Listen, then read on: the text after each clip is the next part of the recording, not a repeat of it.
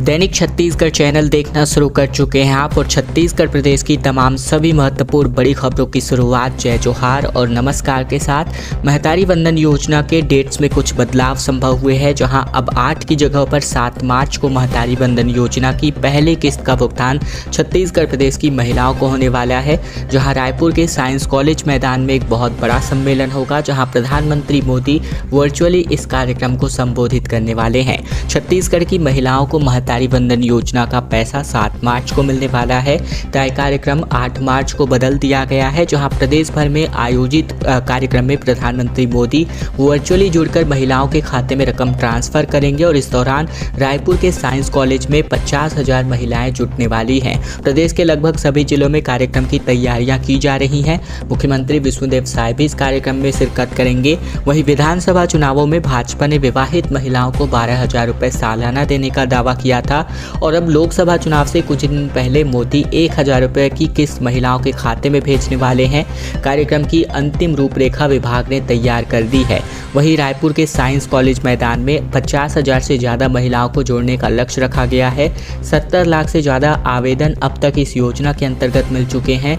वहीं अगर विभागीय अधिकारियों की बात करें तो अधिकारियों ने आवेदन की जाँच कर ली है और आवेदनकर्ताओं की अंतरिम सूची भी बीते शनिवार को जारी कर दी गई है।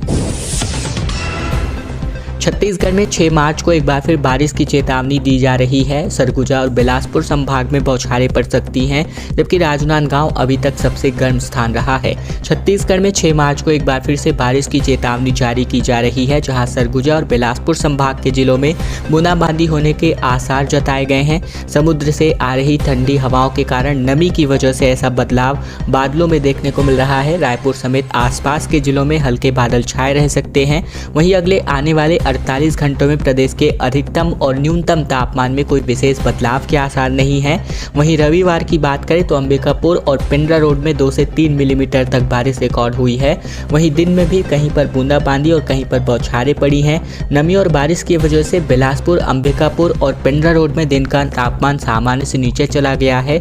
वहीं रविवार को अधिकतम तापमान सबसे ज़्यादा राजनांदगांव में 36.5 डिग्री सेल्सियस रिकॉर्ड हुआ।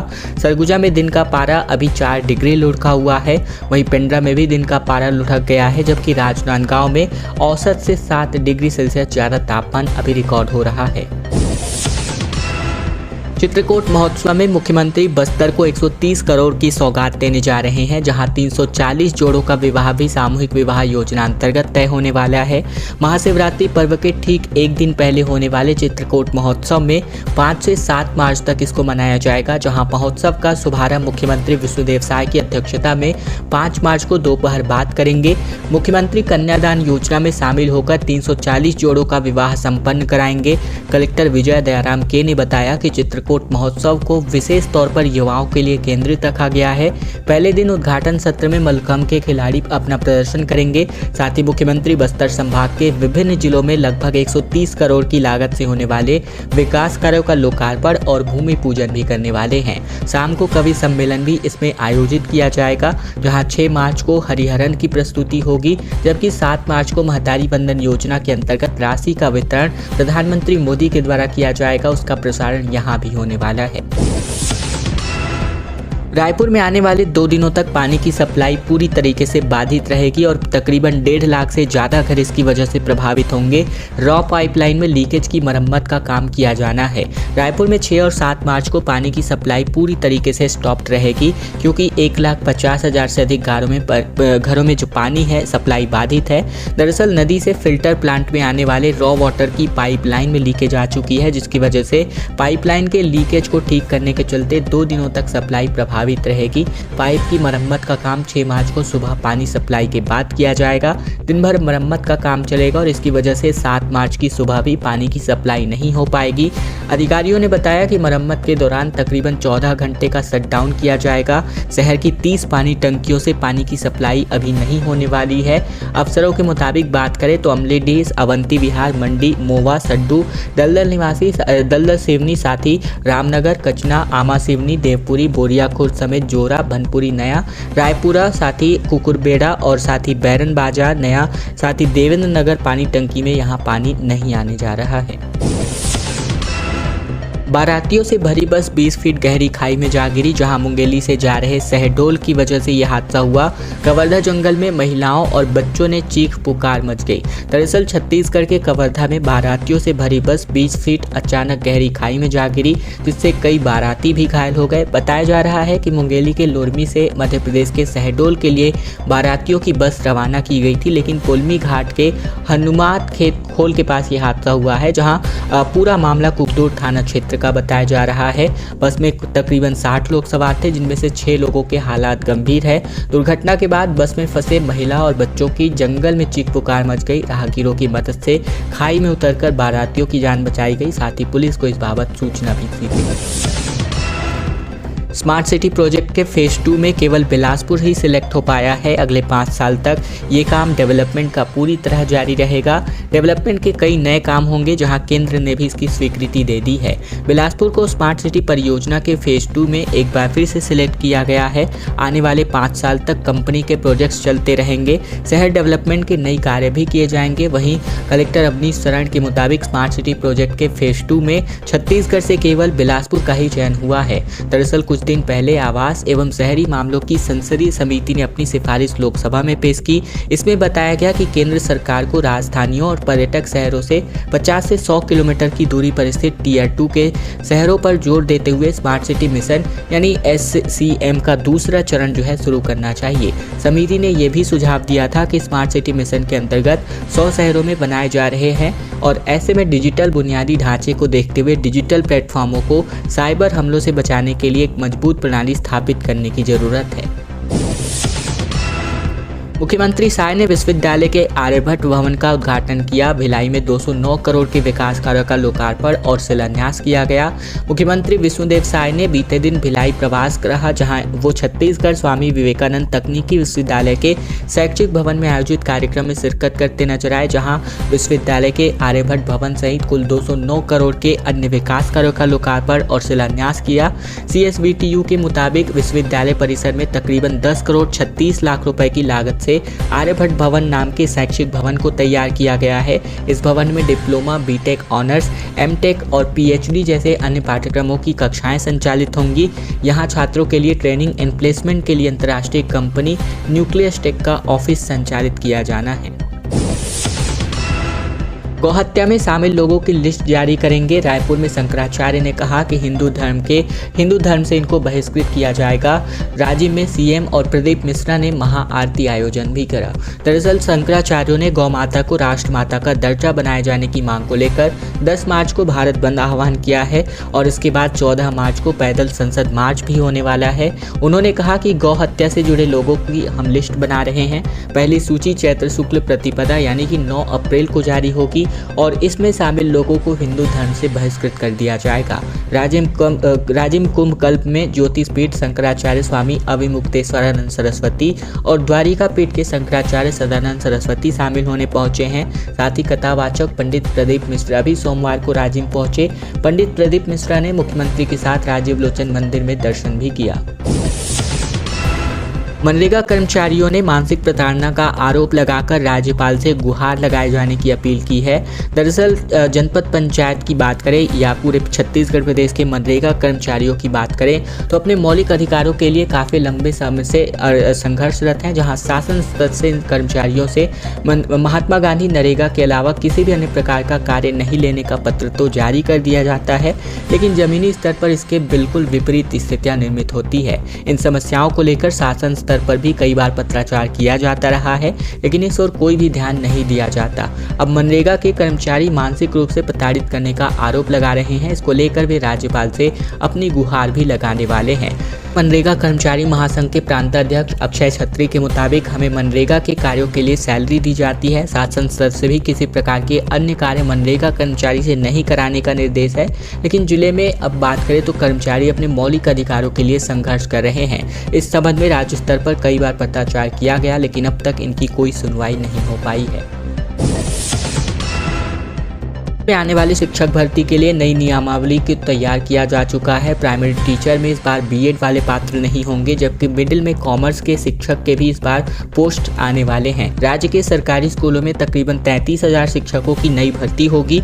शिक्षक भर्ती के नियमों में एक बड़ा बदलाव किया जा रहा है, जिसके तहत पहली बार प्राइमरी टीचर में इस बार प्राइमरी टीचर में बीएड डिग्रीधारी फॉर्म्स नहीं फिल कर पाएंगे। इस क्लास के लिए डिप्लोमा इन एलिमेंट्री एजुकेशन यानी डीएलएड ही मान्य होगा और इसी तरह राज्य के मिडिल स्कूलों में भी पहली बार कॉमर्स के शिक्षक भी नियुक्त किए जाएंगे। इनके लिए पदों का प्रावधान किया गया है। साथ ही मिली जानकारी के मुताबिक शिक्षक भर्ती की नई नियमावली से संबंधित प्रस्ताव स्कूल शिक्षा विभाग की ओर से शासन को भेज दिया गया है। जानकारों के मुताबिक सुप्रीम कोर्ट ने अपने एक फैसले में कहा था कि प्राइमरी टीचर के लिए बीटीसी यानी बेसिक ट्रेनिंग सर्टिफिकेट वाले ही पात्र होंगे और इसका असर कई राज्यों की शिक्षक भर्ती पर भी पड़ा। कई जगहों पर बीएड डिग्रीधारियों को प्राइमरी स्कूलों की शिक्षक भर्ती आवेदन से दूर किया गया, जबकि इस बार छत्तीसगढ़ की शिक्षक भर्ती में भी कुछ ऐसा ही प्रावधान किया जा रहा है। इसके अनुसार प्राथमिक स्कूलों की शिक्षक भर्ती में डीएलएड वाले ही इस बार फॉर्म भर पाएंगे। पूर्व एमएलए मंतूराम सहित कई कांग्रेस नेता भाजपा में सम्मिलित हो चुके हैं। बिलासपुर जिला पंचायत अध्यक्ष अरुण सिंह भी यहां बीजेपी में सम्मिलित हुए हैं। सुबह से ही कॉल करते रहे कांग्रेसी, लेकिन इनका कॉल नहीं उठाया गया। लोकसभा चुनाव से पहले सोमवार को छत्तीसगढ़ में अंतागढ़ के पूर्व विधायक मंतूराम पवार सहित कई कांग्रेस नेताओं ने भाजपा का दामन थाम लिया है। इसमें बिलासपुर जिला पंचायत अध्यक्ष अरुण सिंह का नाम भी शामिल है। वहीं जेसीसीजे के 200 से भी ज्यादा नेता भाजपा में शामिल हुए हैं। इन नेताओं को भाजपा कार्यालय कुशाभाऊ ठाकरे परिसर में मुख्यमंत्री विष्णुदेव साय, उप मुख्यमंत्री अरुण साव और भाजपा अध्यक्ष किरण सिंहदेव ने पार्टी ने प्रवेश कराया है। इन सभी नेताओं का कहना है कि भाजपा की विचारधारा और प्रधानमंत्री के कार्यों से प्रभावित होकर सदस्यता ली गई है। ईडी की रेड में दस्तावेज और 27 लाख रुपए कैश जब्त हुए हैं। छत्तीसगढ़ में 13 जगहों पर ये छापेमारी कार्यवाही हुई है। कांग्रेस नेता, जनपद सीओ और ठेकेदारों के घर पर जांच अभी भी जारी है। छत्तीसगढ़ में 1 मार्च को शुरू किए गए ईडी की रेड में कई महत्वपूर्ण दस्तावेज, डिजिटल डिवाइसेस समेत कुल 27 लाख रुपए नकद जब्त किए गए हैं। ईडी ने 1 मार्च को डीएमएफ घोटाला मामले में प्रदेश के 13 जगहों पर एक साथ छापेमार कार्यवाही की थी, जिसमें कांग्रेसी नेता, जनपद सीओ, कारोबारी और ठेकेदार के भी नाम शामिल थे। प्रवर्तन निदेशालय की ओर से ये कार्यवाही कोरबा, सरगुजा, सूरजपुर, कोरिया, जांजगीर और बालोद जिले में हुई थी। ईडी के मुताबिक राज्य सरकार के अधिकारियों और राजनीतिक प्रतिनिधियों की मिलीभगत से डीएमएफ में घोटाला किया गया है। आम आदमी पार्टी नेता ने विश्व हिंदू परिषद प्रखंड संयोजक को 3 गोलियां मार दी। रायगढ़ मेडिकल कॉलेज इनको रेफर किया गया है। हालात गंभीर हैं। विधानसभा में ये आरोपी चुनाव भी लड़ चुका है। छत्तीसगढ़ के रायगढ़ में आम आदमी पार्टी नेता अमर अग्रवाल ने विश्व हिंदू परिषद के प्रखंड संयोजक को गोली मार दी। उन्हें सीने में 3 गोलियां लगी हैं। इनके बाद गंभीर हालात में अस्पताल में भर्ती कराया गया है। मामला खरसिया थाना क्षेत्र का बताया जा रहा है। वहीं जानकारी के मुताबिक अमर अग्रवाल खरसिया विधानसभा से आम आदमी पार्टी के टिकट पर चुनाव भी लड़ चुका है। बताया जा रहा है कि घायल गोपाल गिरी और अमर अग्रवाल का 2019 से जमीन विवाद चल रहा है। वारदात के बाद से आम आदमी पार्टी नेता भाग चुका है और उसकी तलाश की जा रही है। नए कॉलेज खुले, लेकिन प्रोफेसर की कमी अभी भी जूझ रही है, क्योंकि यूजी के 226 कॉलेजों में रेगुलर प्रिंसिपल के केवल 23, जबकि असिस्टेंट प्रोफेसर को ही 2-3 कॉलेजों का प्रभार इन दिनों सौंपा जा रहा है। छत्तीसगढ़ में नए कॉलेज तो खोले जा रहे हैं, लेकिन प्रिंसिपल से लेकर के प्रोफेसर तक जरूरत आधे उपलब्ध है। आलम यह है कि 226 यूजी यानी कि स्नातक कॉलेजों में सिर्फ 23 रेगुलर प्रिंसिपल्स हैं। बाकी में प्रभारियों को बैठाया गया है और कई असिस्टेंट प्रोफेसर को 2 से 3 कॉलेजों का प्रभार भी दिया गया है। यूजी कॉलेज के प्रिंसिपल को पीजी और पीजी के प्रिंसिपल को यूजी कॉलेज की जिम्मेदारी तक सौंप दी गई है और इससे कॉलेजों की पढ़ाई तो प्रभावित ही हो रही है, साथ ही प्रशासनिक व्यवस्था भी ध्वस्त हो रहा है। उच्च शिक्षा की बेहतरी के लिए सरकार यूनिवर्सिटीज और कॉलेज तो खोल रही है, लेकिन प्रिंसिपल, प्रोफेसर और असिस्टेंट प्रोफेसर के खाली पड़े पदों पर भी भर्ती नहीं हो पा रही है। कॉलेजों में 40% से ज़्यादा पद खाली हैं। इनके स्थान पर अतिथि शिक्षक पढ़ा रहे हैं। प्रदेश में 16 सरकारी विश्वविद्यालय हैं, जिनमें 285 कॉलेज हैं, जिनमें से 12 अनुदान प्राप्त कॉलेज हैं। पीजी यानी पोस्ट ग्रेजुएट कॉलेज में प्रिंसिपल के 59 पद स्वीकृत हैं। इनमें से सिर्फ 35 कार्यरत हैं और इसी तरह यूजी प्रिंसिपल के कुल 226 पद स्वीकृत हैं, लेकिन 203 पद खाली पड़े हुए हैं। पुलिस और नक्सली मुठभेड़ में शहीद जवान ने अंतिम सलामी इनको सौंपी गई। कांकेर से इनको गृहग्राम पार्थिव शरीर को भेजा गया। आईजी ने कहा कि नक्सल खात्मे के लिए अब मुहिम तेज होगी। छत्तीसगढ़ के कांकेर में बीते दिन पुलिस और नक्सलियों के मुठभेड़ में शहीद बस्तर फाइटर आरक्षक रमेश कुरेटी को अंतिम श्रद्धांजलि समर्पित की गई और इस दौरान Bastar IG, Kanker SP, BSF के अधिकारी भी मौजूद रहे। शहीद जवान को पुलिस अधिकारियों की उपस्थिति में अंतिम सलामी देकर जवान का पार्थिव शरीर उनके गृहग्राम ले जाया गया। दरअसल छोटे बेठिया थाना क्षेत्र के हिदूर के जंगलों में रविवार को पुलिस नक्सली मुठभेड़ हुई थी, जहां 1 घंटे से ज्यादा चली इस मुठभेड़ में पुलिस ने एक वर्दीधारी नक्सली को मार गिराया। वहीं इस मुठभेड़ में बस्तर फाइटर का एक जवान रमेश कुरेटी शहीद हो गया। शहीद जवान का पार्थिव शरीर पंखाजूर लाया गया है। छत्तीसगढ़ के सोशल मीडिया पर मशहूर चल रहे किली पॉल का राशन कार्ड बनवाने को लेकर के अब छत्तीसगढ़ के पब्लिक जो है मांग करते नजर आ रहे हैं, वो भी हास्य अंदाज में। तंजानिया के कलाकार की रील्स के अब फैंस मुरीद हो चुके हैं। एखर निगम में सरकारी नौकरी लगाए जाए की बात की जा रही है। दरअसल तंजानिया के सोशल मीडिया कलाकार किली पॉल का छत्तीसगढ़िया राशन कार्ड बनाने की मांग की जा रही है। साथ ही कहा जा रहा है कि उन्हें नगर निगम में नौकरी भी दी जानी चाहिए। किली पॉल के छत्तीसगढ़िया प्यार को देखते हुए उनके फैंस सोशल मीडिया पर कमेंट्स करते नजर आ रहे हैं। ये सब उनके छत्तीसगढ़िया गानों पर रील्स बनाने के चलते हो रहा है। इंस्टाग्राम पर लोग लिख रहे हैं कि एला छत्तीसगढ़ के राशन कार्ड दिए जाए, एक निगम में सरकारी नौकरी लगाई जाए। बेचारा खेतकार में घूमत रही थे, एक महतारी वंदन योजना के फॉर्म भरवाया जाए। छत्तीसगढ़ भाजपा में एक बड़ा फेरबदल हो सकता है, जहां माथुर ने प्रदेश की बैठकों में आना बंद कर दिया है और एक नई जिम्मेदारी मिल सकती है। छत्तीसगढ़ में विधानसभा चुनाव में जीत हासिल कर चुकी भाजपा अब सरकार भी बना चुकी है। ऐसे में अब संगठन में बदलाव की चर्चा है। पार्टी के भीतरी खेमे में इस बात की चर्चा है कि शीर्ष नेताओं में एक बड़ा बदलाव हो सकता है। सूत्रों की माने तो माथुर के प्रोफाइल में एक बड़ा बदलाव किया जा सकता है। ये बदलाव माथुर के प्रमोशन के लिए ही होगा। उन्हें बड़े दूसरे प्रदेश की जिम्मेदारी सौंपी जा सकती है। चर्चाओं में सबसे ऊपर नाम उत्तर प्रदेश और राजस्थान का भी है। पिछले कुछ दिनों से माथुर प्रदेश भाजपा की बैठकों में भी नहीं आ रहे हैं। वो दिल्ली में 29 फरवरी को हुई केंद्रीय चुनाव समिति की बैठक में सम्मिलित हुए थे, जहां माथुर ने मुख्यमंत्री विष्णुदेव साय, उप मुख्यमंत्री अरुण साव से मुलाकात की थी।